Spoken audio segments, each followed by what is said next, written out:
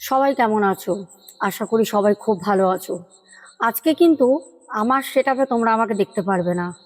আজকে আমি একদম বাড়ির বাইরে এক কোনায় চুপ করে তোমাদের জন্য ঘটনা শেয়ার করছি। সবাইকে বলবো একটা করে লাইক করো, কমেন্ট করো। অবশ্যই যারা নতুন আজকে প্রথম আমার ঘটনা শুনছো, সবাইকে বলবো অবশ্যই কিন্তু সাবস্ক্রাইব করে যাবে। কেউ না সাবস্ক্রাইব করে কিন্তু যেও না, কারণ এখানে সত্য ঘটনার সাথে সাথে বহু টিপস কিন্তু তোমাদের জন্য শেয়ার করা হয়। তাহলে চলো আজকে দেখবো আমার পরিস্থিতিতে এসে তোমরা ঘটনা আমার মতো করে কারা কারা শোনো। আজকে তোমরা দেখেছো আমাদের বাড়ির বাইরে একটা টোটো থাকে। আমি আজকে এই টোটোর মধ্যে বসেই তোমাদের সাথে ঘটনা শেয়ার করছি, কারণ বাড়িতে হঠাৎ করে কিছু মানুষজন এসে যারা বাড়িতে কথাবার্তা বলছে একটা বিষয় নিয়ে। যাই হোক, সেসব বিস্তারিত তোমরা ভিডিওয়ে পরে দেখতে পারবে যদি ভিডিও করে উঠতে পারি। আমি তোমাদের জন্য এখন যে ঘটনাটা বলবো, এই ঘটনাটা কিন্তু বেশ বেশ বেশ ভয়ঙ্কর হতে চলেছে। আর বলে রাখি, আমি কিন্তু ফোন আজকে হাতে নিয়ে আর লাইট লাগিয়ে তোমাদের সাথে ঘটনাটা শেয়ার করছি। আজকে যে দাদাভাই ঘটনাটা শেয়ার করেন, দাদাভাই বলেন, দিদিভাই আমি বহুদিন ধরে আপনার নিয়মিত শ্রোতা। আপনাকে আমি গত 2 বছর আগে কমেন্টও করতাম। তারপর মাঝখানে কাজের জন্য বাইরে চলে যাই, তারপর থেকে আপনার সাথে আমার সেরকমভাবে কোনো ঘটনা দেখা আর হয়নি। তারপর ওখান থেকে এখন যা পরিস্থিতি, আমি পরিস্থিতির চাপে পড়ে আবার কিন্তু আমি চলে আসি কলকাতায়। কলকাতায় আসার পরে কিন্তু আপনার ঘটনা আমি খুঁজে পাই, আর রীতিমতো আপনার ঘটনা আমি শুনতে শুরু করি। আজকে আমার সাথে ঘটে যাওয়া একটি ঘটনা, সেটা কিন্তু শেয়ার করব। আর দাদা ভাইয়ের কথা মতো ঘটনাটা এতটাই ভয়ঙ্কর, এতটাই ভয় লাগে, জানি না বাইরে বসে ঘটনাটা শেয়ার করছি আর তোমরা আজকে কিন্তু শুনতে পাচ্ছ ঝিঝি পোকার শব্দ, ব্যাঙের শব্দ। আজকে সকালবেলা প্রচণ্ড বৃষ্টি হয়েছে। অবশ্যই কমেন্টে জানাবে তোমাদের কাদের কাদের, তোমরা যেখানে থাকো ওখানে বৃষ্টি হয়েছে সকালবেলা। তো যাই হোক, দাদা ভাইয়ের ঘটনাটা বলি।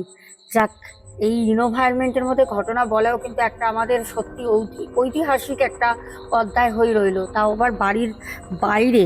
চলো আমি তোমাদের সাথে ঘুরে ঘুরে ঘটনাটা শেয়ার করি।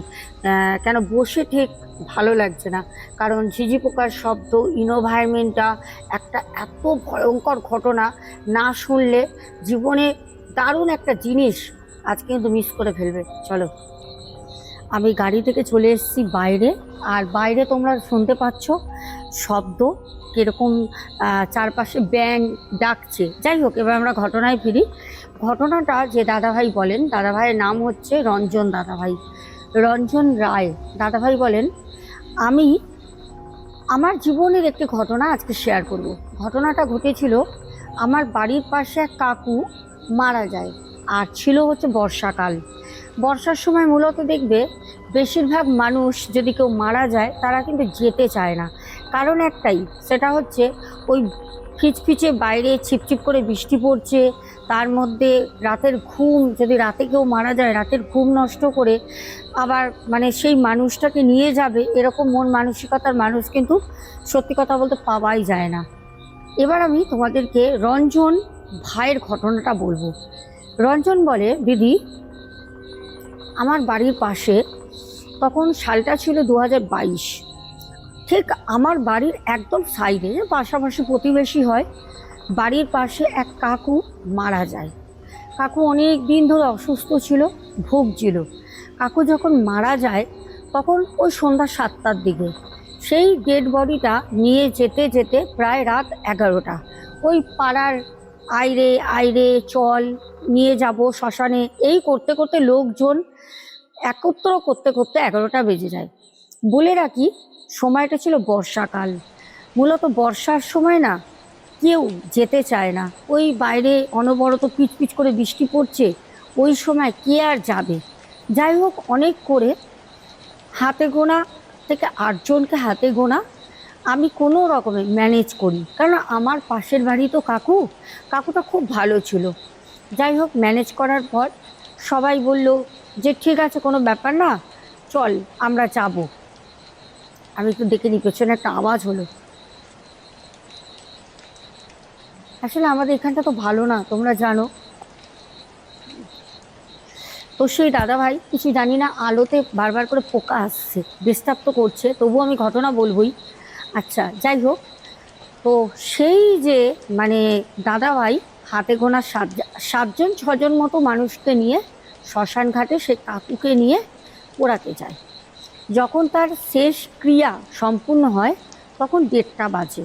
কেন, তার আগে অনেক ডেড বডি ছিল, সেগুলো কাজ করে সব সম্পূর্ণ না হলে পারে তো আর লাইন থাকে না, সব জায়গায় মরা পোড়াতে যাবে সেখানেও কিন্তু লাইন। তো আমাদের লাইন দিতে দিতেই জীবনের অর্ধেকটা সময় চলে যায়। যাই হোক, ভালো কথা। দাদাভাই বলেন, আমরা শেষ ক্রিয়া সম্পূর্ণ করে যার যার মতো বাড়িতে আসি। বাড়িতে এসে যেরকম নিম পাতা, আগুন, আমাদের হিন্দু শাস্ত্র মতে যেই যেই নিয়মগুলো আছে, বাড়ি থেকে মা সব কিছু বলে এগুলো এগুলো করে ঢোকলো অথবা ছুঁয়ে, তো সেরকম করে কিন্তু আমরা বাড়িতে ঢুকে যাই। এইবার ঘটনাটা ঘটে রাতের বেলা, সেই দিন রাতেই।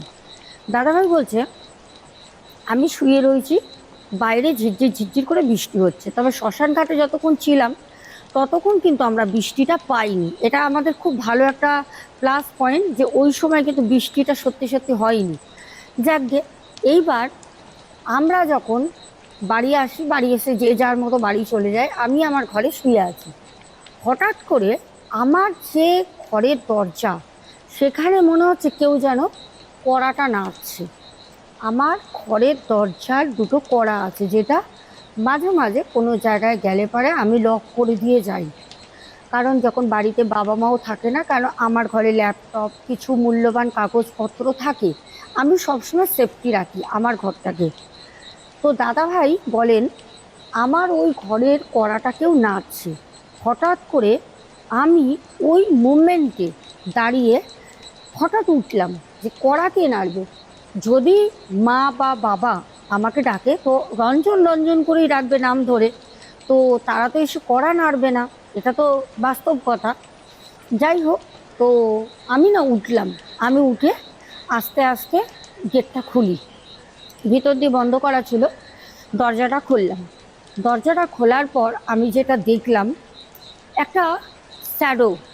আমি আমার ঘরে আমার দরজাটা খোলার পর আমাদের একটা উঠোন আছে, উঠোন মানে আমার ঘরটা, তার পাশে কিন্তু মা বাবার ঘর, আর ঘরের বাইরেটা একটা উঠোন করা আছে, যেটা বাইরের পথ। ওই বাইরে দিয়ে হেঁটে কিন্তু মা বাবার ঘরে যেতে গেলে যেতে হবে আমাকে। আলাদা আলাদা ঘরগুলো, মানে আমার ঘরটা আলাদা, আর বাবা মায়ের ঘর, ঠাকুর ঘর, রান্নাঘর, ওগুলো একটা সাইডে একসঙ্গে।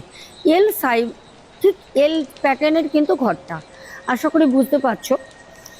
তো রঞ্জন দাদাভাই বলছেন, হঠাৎ করে মানে আমি দেখলাম একটা শ্যাডো, সাদা হালকা ধোঁয়াশা, মানে যেরকম ধরো সিগারেটের স্মোক করলে যেরকম ধোঁয়াটা হয় না, ঠিক ওরকম একটা ধোঁয়া কোথাও যেন আস্তে করে হারিয়ে গেল। ধোঁয়াটা আর নেই। আমি হঠাৎ করে ভাবলাম, বৃষ্টির মধ্যে ধোঁয়া কোথা দিয়ে আসবে ভাই? যদি শীতকাল হতো তাও না মানা যেত, যে কুয়াশা হতেই পারে, কুয়াশা চেপেছিল। অনেক সময় হয় রাস্তাঘাটে আমরা দেখি কুয়াশা চেপে থাকে, তো কুয়াশা হাওয়া দিলে এক জায়গা থেকে আরেক জায়গায় পরিবর্তনও হয়। কিন্তু একটা বর্ষার সময় বৃষ্টি পড়ছে তখনও ঝিরঝির করে, মানে ওই সময় একটা শ্যাডো ওরকম হাওয়ার মধ্যে কোথাও বিলীন হয়ে গেল। তো রঞ্জন দাদাভাই সেটা দেখার পর প্রচণ্ড কিন্তু ভয় পায়। তো ভয় পেয়েও দাদাভাই কিন্তু চুপচাপ ঘরের মধ্যে এসে নিজে শুয়ে পড়ে। তখন আনুমানিক রাত 2-2:30 বাজে। দাদাভাই যখন শুয়ে আছে, দাদাভাই একটা জিনিস ফিল করে যে দাদাভাইয়ের পাশে কেউ যেন ঘরের মধ্যে হাঁটাচলা করছে। মানে দাদাভাইয়ের একদম বেডরুমে বেডে শুয়ে রয়েছে দাদাভাই, কিন্তু ঘরের মধ্যে ভিতর থেকে গেট বন্ধ, কেউ হাঁটাহাঁটি করছে। তো তখন দাদাভাই উঠে ওঠে উঠে লাইটটা অন করে দেয়, যে না কি হচ্ছে বুঝতে পারছি না, লাইটটা অন থাক, অফ করে শোবো না। একটা ভয় ভয় ফিল হচ্ছে, তার মধ্যে একটা মরা পুড়িয়ে এসছে, এটা তো স্বাভাবিক। তো দাদাভাই তখন লাইটটা অন করে চুপচাপ শুয়ে পড়ে। এবার লাইট চলছে কিন্তু দাদাভাই কিন্তু শুয়ে রয়েছেন। হঠাৎ দাদাভাই দেখছেন, ঠিক যেরকম পাশের বাড়ির কাকুকে পুড়িয়ে এসছে, সেম টু সেম, একদম সেম টু সেম, মৃত্যুকালে যেরকম ওনার বয়স হয়েছিল, কুঁজো হয়ে গেছিল, রোগা পাতলা হয়ে গেছিল পুরো। ওই কাকু ঘরের মধ্যে চুপ করে একটা কোণে দাঁড়িয়ে আছে। এইবার রঞ্জন দাদা ভাই, আমি বলছি তোমরা বিশ্বাস করো, মানে আমার গা কাটা দিচ্ছে, তার মধ্যে বাইরে হাওয়া একদম নেই। রঞ্জন দাদা ভাই যখন এই জিনিসটা দেখে, দাদা ভাই না সাহস করে ওঠে। সাহস করে উঠে, কেন রঞ্জন দাদা ভাই না থাকলে হয়তো ওই পাশের বাড়ির কাকুর ডেড বডিটা কেউ নিয়ে যেতে আসতো না। আর ওই কাকুর সত্যি কথা বলতে সেরকম কেউ নেই। কাকুর একটা মেয়ে বিয়ে দিয়ে দিয়েছে, সে বাইরে থাকে, মানে ওখান থেকে অনেক দূরে থাকে। এবার কাকুর মেয়ে এসে তো একা সেগুলো করতে পারতো না, পাড়ার লোক না হলে। তো সেইখানে দাঁড়িয়ে তখন রঞ্জন দাদা ভাই সাহস করে উঠে বলে যে, কে কে ওখানে, কে? বলে কিছুক্ষণ চুপ করে ওইদিকে তাকিয়ে খাটের ওপর বসে থাকে। ঠিক কিছুক্ষণ পর ওই যে একটা শ্যাডো, ঠিক পাশের বাড়ির কাকু যাকে আজকে পুড়িয়ে এলো, ঠিক ওই রকমই কাকুর গলার ভয়েস। কাকু তখন বলে, বাবা তুই আমার শেষ কাজটা না করলে হয়তো আমার শেষ কাজটা হতো না। তুই খুব ভালো থাকিস বাবা, খুব ভালো থাকিস, তোর যেন কোনোদিন কোনো বিপদ না আসে, বাবাকে মাকে দেখিস। এই কথা বলে কিন্তু ওখান থেকে একটা, মানে যেখানে দাঁড়িয়ে ছিল না ওর পাশেই তো দরজাটা ছিল ঘরের, বলছে দরজাটা নিজে থেকে খুলে গেল। কড়কড় করে একটা দরজা, ওরকম দরজার আওয়াজই হয় না। দাদাভাই বলে যে ভূতের আমরা হরর মুভিগুলো দেখি, ওখানে তো মিউজিক সিস্টেম অ্যাড করে ভয় পাওয়ানোর জন্য দর্শককে, কিন্তু আমি আমার ঘরে যে দরজাটা খুললো, ক্যার ক্যার করে দরজাটা খুলে যে চলে গেল, মানে বিশ্বাস করতে পারবে না, পুরো ওই রকম একদম ভৌতিক যেরকম পরিবেশ হয় সেরকম সেম টু সেম ওরকম ক্যার ক্যার করে দরজা খুলে চলে গেল।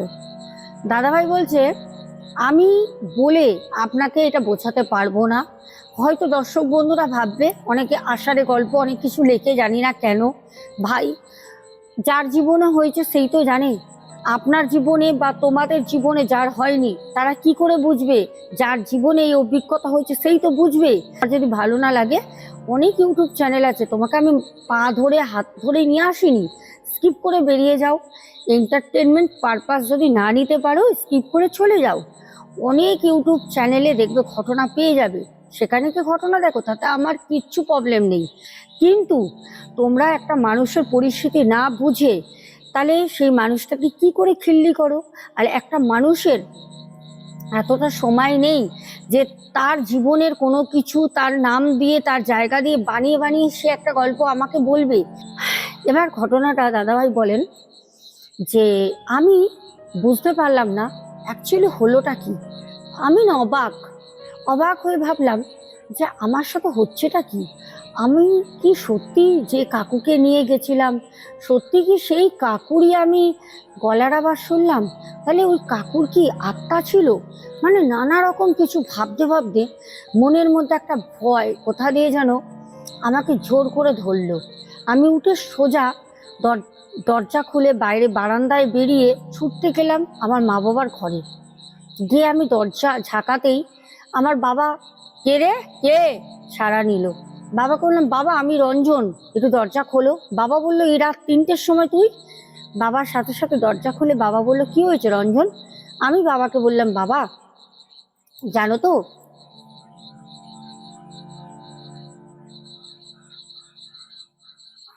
জানি না তোমরা পাচ্ছ নাকি, আওয়াজ হচ্ছে টুকটাক, কেউ তো নেই জানি। তখন আমার বাবা বলল, কি রে তুই এত রাতের বেলা, কি ব্যাপার? আমি তখন বাবাকে বললাম, বাবা আমি না জানো কি দেখলাম আজকে, আমার সাথে কি হলো জানো বাবা? তখন আমার বাবা জানতে চাইলো, মা উঠে বসে বলল, কি হয়েছে বল। আমি তখন আমার বাবাকে বললাম, বাবা পাশের বাড়ির কাকু মারা গেছিল, কাকুকে আমি তো সৎ কাজ করে আসলাম, আর আমি সব পাড়ার যত বন্ধু বান্ধব, মানে আমার পরিচিত সবাইকে বলে বলে নিয়ে গেছি, লোকটা তো কেউ নেই। তার মেয়ে এসেছে ঠিকই, খবর পেয়ে তার মেয়ে এসে 2 ঘন্টা রাস্তা অতিক্রম করে, কিন্তু তার মেয়ে আর কাকে নিয়ে যাবে? এখানে স্থানীয় লোক যদি না যায়, কেউ মারা গেলে কি করবে? আর ওই সময় না, সত্যি কথা বলতে, এখন তো কেউ মারা গেলে অ্যাম্বুলেন্সে করে চলে যায়। এবার তাদের এত পয়সাও নেই, গরিব মানুষ একা থাকতো, লোকের কাছ থেকে চেয়ে চিনতে নিয়ে এসে খেত। মানে বুঝতে পারছো, সেই মানুষটা একা কিভাবে, তার মেয়ে এসে কি করবে। যাই হোক, তো দাদাভাই সেই কথাটা বাবাকে বলে। তখন দাদাভাইয়ের বাবা বলেন যে ভালো করেছিস, তবে তোর সাথে সত্যি এরকম হয়েছে? তুই কি বলছিস? পাশের সেই কাকা যার কাজ করে আসলি, যে আজকে মারা গেল, সেই কাকা কি সত্যি সত্যি তোকে দেখা দিয়েছে? তোকে এসে কিছু বলেছে? আমি তখন বললাম, হ্যাঁ বাবা, সত্যি সত্যি বলেছে। তুমি বিশ্বাস করো আর নাই করো, আমি পরিষ্কার দেখেছি ওই কাকা আমাকে আশীর্বাদ করে গেছে। তখন আমার বাবা খুব খুশি হয়ে বলল, যাক, যদি তার আত্মা আসেও, তার আত্মা তো সব কিছু দেখেছে, যে তুই মৃত্যুর পর আপন লোকও কিন্তু আসে না, নিজের লোকও আসে না কাজ করতে। নিজের লোক আরো খরচার ভয়ে, কর্তব্য করতে হবে তার ভয়, পিঠ বাঁচিয়ে কিন্তু দূরে সরে যায়। কাজের দোহাই দেয়, আজকে আমার কাজ রয়েছে, এখানে আমার এমার্জেন্সি আসতে হয়েছে, এইসব বলে কিন্তু সরে যায়। কিন্তু তুই কেউ না হয়ে, প্রতিবেশী পাশের বাড়ির একটা ছেলে হয়ে, তুই আমাদের সত্যি মাথা গর্বে উঁচু করে দিয়েছিস। তখন দাদাভাই, সত্যি কথা বলতে রঞ্জন দাদাভাই খুব ভালো লাগে, যে ভয়টা পাচ্ছিলেন, ভয়টা আস্তে আস্তে কাটে। বললো, যা, সে তোকে আশীর্বাদ করেছে, সেও তো কারোর না কারোর বাবা, তারও তো একটা মেয়ে আছে, কন্যা সন্তান, সে তোকে কোনো ক্ষতি করবে না। তো দাদাভাই এসে তার ঘরে কিন্তু শুয়ে পড়ে। দাদাভাই বলেন, এই ঘটনাটা কিন্তু এখানে শেষ হয়নি। এই ঘটনাটা যদি সেই দিন এখানে শেষ হয়ে যেত, তাহলে কিন্তু আলাদা ব্যাপার ছিল। দাদাভাই বলেন, এই ঘটনাটা সেই দিন রাত থেকে শুরু হলো। আমি বললাম না প্রথমেই, যে 7 মাস আমি বাইরে ছিলাম কাজের সূত্রে, তারপর কলকাতায় চলে আসি পরিস্থিতি খারাপ বুঝে, বাইরে যেখানে ছিলাম। কলকাতায় এসেও আমি তখন আমার কাজের একটা স্থায়ী ঠিকানা খুঁজছি, কিন্তু কাজ আমি পাচ্ছি না। তখন সত্যি কথা বলতে আমার পরিস্থিতি খুব খারাপ। একটা 32 বছরের ছেলে কখনো বাবাকে মাকে গিয়ে বলবো যে আমাকে টাকা দাও, আমার হাত খরচা লাগবে, বা আমি দুটো সিগারেট খাবো? সারাদিনে দুটো সিগারেট খেতে গেলেও 9 9 18 টাকা লাগে। আমি বলবো যে সিগারেট খাওয়ার জন্য বাবা 20টা টাকা দাও? সেইভাবে তো মানুষ বাবা আমাকে করেনি। তো আমার কাছে তখন একটাও কিন্তু টাকা নেই। এমনকি বন্ধু বান্ধব যখন কোনো সময় নিজেরা পার্টি করতো বা পিকনিক করতো, যেরকম 1 জানুয়ারিতে আমাকে বলতো, কিন্তু আমি সত্যি কথা বলতে তাদের কাছে দূরে থাকতাম। বলতাম, না রে, আমার না সপ্তাহখানিক পেটটা গন্ডগোল আছে, আমি পিকনিক করতে পারবো না। বলতে পারতাম না যে অর্থের আমার প্রবলেম, আমি অর্থ দিতে পারবো না, তাই আমি কাজটা করতে পারবো না। আমি কখনোই এই কথা বলতে পারিনি। এরকম করে দিন যাচ্ছে। হঠাৎ একদিন রাতে, প্রায় 3 মাস 3.5 মাস পর, একদিন রাতে অনেক রাত করে আমি বাড়ি ঢুকি। কোনো নেশা করিনি, কারণ বাবার শিক্ষা ছিল বাড়িতে কখনো কোনো সময় পরিস্থিতি যেরকমই তোমার প্রতিকূল থাক না কেন, নেশা করে আসবে না। নেশা আমি করিনি। বাড়ি এসছি অনেকটা রাত করে, বন্ধুদের সাথেই মাঠে বসেছিলাম, গরমকাল, বসে আমি গল্প করছিলাম। যখন বাড়ি ঢুকলাম, বাবা দেখলাম মুখটা ভার করে আছেন। বাবা আমাকে বলল, ভালোই তো শুরু করেছিস, কয়দিন যাবৎ দেখছি একদম তো কারোর কথা শুনিস না, নিজের মতো করে চলছিস, কি ব্যাপার বলতো? এরকম করলে পারে? তুই বাইরেই তো ভালো ছিলিস, কেন তুই আসলি? আরো অনেক ছেলেই তো বাইরে কাজে যায়, তারা কি খারাপ পরিস্থিতি বুঝে চলে আসে? কেন আসলি? বাইরেই তো পড়ে থাকতে পারতিস। বাবাকে মাকে বোঝাতে পারছি না, তোমরা যেটা ভাবছো সেটা সঠিক না। ওখানে যদি থাকতে পারতাম তাহলে থেকে যেতাম। এক হচ্ছে নিজের জায়গায় থেকে যদি তুমি কাজ করো, খেতে নাও পাও, কলকাতা শহরে আমাদের এরকমই একটা কালচার আছে, তুমি খুব কম পয়সার মধ্যেও দুটো ডাল ভাত খেয়েও তুমি মানে 10 টাকার খাবার খেয়েও, ডাল ভাত না হলেও 10 টাকার খাবার খেয়েও তুমি কিন্তু একটা বেলা থাকতে পারবে। কিন্তু তুমি যদি ওয়েস্ট বেঙ্গলের বাইরে চলে যাও, ওখানে কিন্তু তোমার 1 টাকা কেন 100 টাকায় সারাদিনে তোমার পেট ভরবে না। বাবা তো কোনোদিন ওয়েস্ট বেঙ্গল ছেড়ে আমার মতো এইদিক ওদিক যাননি, বাবার সেই অভিজ্ঞতা নেই। বাবার সাথে তর্ক তো করবো না, বাবাকে বোঝাতেও পারি না। বাবা সব সময় আমাকে একটাই খোঁটা দেয়, কেন তুই আসলি?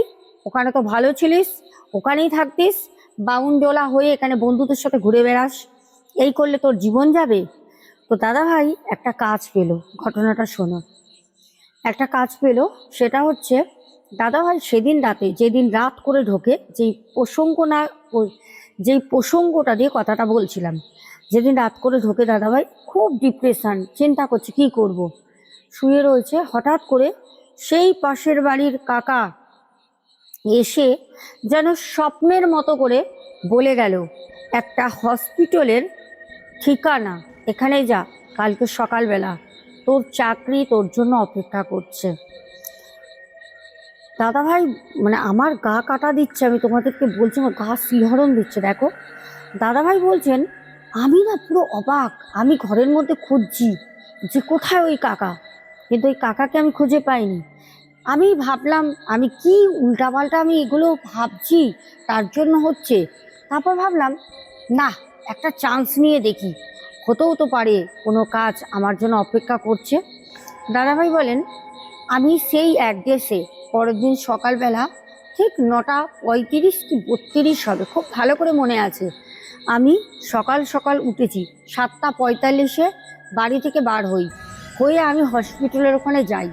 যখন আমি হসপিটালের কাছে যাই, ওই সময় আমি ওখানে দাঁড়িয়ে রয়েছি, হঠাৎ আমার কাছে ডায়েরি, মানে আমার যে সব কিছু ডকুমেন্টস আমার হাতে, আমি কিন্তু জানিও না, আমাকে কেউ কিন্তু ইন্টারভিউ বা কাজের জন্য ডাকিও নি।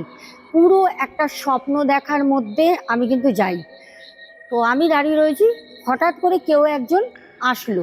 সে এসে আমাকে বলল যে, স্যার আপনাকে কি কল করেছিল, আপনার কি কল টাইম আছে? আমি বললাম কল টাইম? আমি বললাম না, আসলে আমি তো কাজের জন্য। বলতে হ্যাঁ হ্যাঁ হ্যাঁ, আপনার কথাই বলেছে, চলুন চলুন। একটা মিরাক্কেল, এটা কিভাবে সম্ভব, কিভাবে হয়? আমি তো কারোর সাথে কথা বলিনি, আমাকে তো কাজের জন্য কেউ ডাকিনি, একটা মিরাক্কেল। আমাকে বলল হ্যাঁ হ্যাঁ হ্যাঁ, আপনার কথাই বলছিল, আপনি আসুন তো। আমাকে নিয়ে গিয়ে হসপিটালে একটা কাজ দেয়, একটা ভালো পোস্টে কাজ দেয়। আমি হসপিটালের নাম এখানে নেব না, কারণ নিলে পারে বলবে যে অনেক রকম কথা উঠতে পারে, যে হসপিটালে একটা কাজ কিভাবে হলো, অনেক কিছু হতে পারে। কিন্তু মিরাক্কেল হয়, চমৎকার হয়, এরকম অনেক কিছু মানুষের জীবনে ঘটে যায়, যেগুলো সারা জীবনেও সেই সূত্র মিলাতে পারবে না। যাই হোক, তো দাদাভাই ওখানে কাজে জয়েনিং করে। দাদাভাই প্রায় ওখানে 6 মাস কি 8 মাস কাজ করে। তারপর দাদাভাই অন্য একটা নিজের বিজনেস খোলে, ওই টাকাটা জমিয়ে জমিয়ে একটা বিজনেস খোলে। তারপরে দাদাভাই ওখান থেকে এখন নিজের একটা মানে প্রতিষ্ঠিত জায়গায় দাদাভাই দাঁড়িয়ে আছেন। ভাবতে পারো, ভাবতে পারো, জীবিত মানুষের ভালো করলে জানি না মানুষ কতটা তোমাকে ভালো করবে, আমি তো জানি মানুষ আরও আছলা দেয়। আর যদি, আমার মনে হয় জীবিত থেকে মৃত মানুষের উপকার করা ভালো। কারণ এখানে আমরা এটাই বুঝলাম যে জীবিত মানুষ তোমাকে কতটা উপকার করবে সেটা জানা নেই, কিন্তু একটা মৃত মানুষ, পাশের বাড়ির কাকা, সে কিন্তু ভাইয়ের জীবনটা, এই রঞ্জন ভাইয়ের জীবনটা কিন্তু পুরো পরিবর্তন করে দিয়ে গেছে। যাই হোক দর্শক বন্ধুরা, কমেন্ট তো আমি পড়তে পারবো না, অন্ধকার, আর চারপাশে ব্যাঙের শব্দ তোমরা অনবরত পাচ্ছ, বাইরে একটা ফোঁটা হাওয়া নেই, সেটা আমার মুখ দেখে, আমার গলা দেখে তোমরা বুঝতে পারছো। আমি ঘটনাটা এখানেই রাখছি, জানি খুব একটা বড় হয়নি।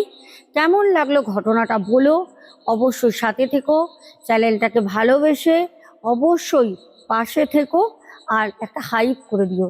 এখনের মতো আসবো, সবাই খুব ভালো থেকো, শুভরাত্রি। আর হ্যাঁ, এত কষ্ট করে দাঁড়িয়ে দাঁড়িয়ে এই গরমে নিচে ফ্যাচ ফ্যাচে কাদা পাড়িয়ে তোমাদের জন্য পোকা উঠছিল, দেখতে পাচ্ছিলে, 2-1 বার কাট হয়েছে, মুখে ঢুকে গেছে পোকা, চোখে ঢুকে গেছে, অনেক কষ্ট করে কিন্তু আমি ঘটনাটা শেয়ার করলাম। এখনো তারা যায়নি, কথা বলছে, তারা জানেও না আমি বাইরে ঘটনা বলছি। সবাই খুব ভালো থেকো, সবাই এখনের মতো রাখছি। বড় মায়ের আশীর্বাদ সবার মাথার উপরে থাক। টিপসগুলো আসছে, টিপসগুলো করতে থাকো। আর তোমাদের যা যা প্রবলেম আছে সেগুলো তোমরা কমেন্টে লেখো, আমি অবশ্যই তোমাদের জন্য অবশ্যই সেই টিপসগুলো নিয়ে আসবো, যাতে তোমরা সেগুলো করে নিজেরা বাঁচতে পারো। আর আমার ফেসবুক আইডিও তোমরা ভিজিট করতে পারো। ওখানেও যে যেরকম প্রবলেমে পড়ে আছে, তারা যেরকম আমাকে কমেন্ট সেকশনে কমেন্ট করে, আমি কিন্তু তাদেরকে সেই রকমভাবেই কিন্তু ভিডিও শেয়ার করি। তো এখনের মতো আসবো। সবাই খুব ভালো থেকো। শুভরাত্রি, টাটা।